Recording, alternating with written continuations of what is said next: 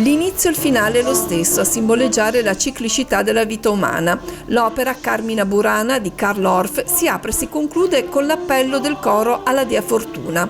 In mezzo una serie di canti profani divisi in 3 sezioni. La prima dedicata alla primavera, con il risveglio non solo della natura ma anche dell'essere umano. Poi la taverna, che dà spazio al cibo, al vino, alla goliardia. E infine le corti d'amore, riflesso di un'antica tradizione francese borgognona.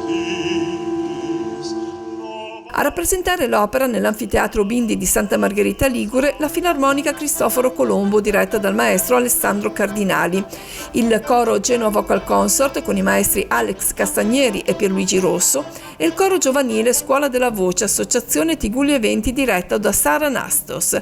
Le aree centrali dell'opera sono state rappresentate dalle voci soliste del soprano Sofia Pezzi, del controtenore Luigi Schifano e del baritono Pablo Villanueva.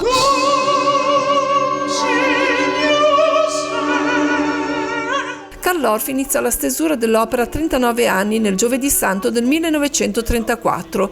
Venuto a conoscenza casualmente del Codex Buranus, raccolta di 300 testi poetici in latino, tedesco e francese, l'autore scrive di getto 2 dei 24 brani che compongono i Carmina Burana, dal sottotitolo Canzoni profane da cantarsi da cantori e dal coro accompagnato da strumenti e immagini magiche. La stessa magica atmosfera che nella rappresentazione sammargheritese è stata donata al pubblico presente.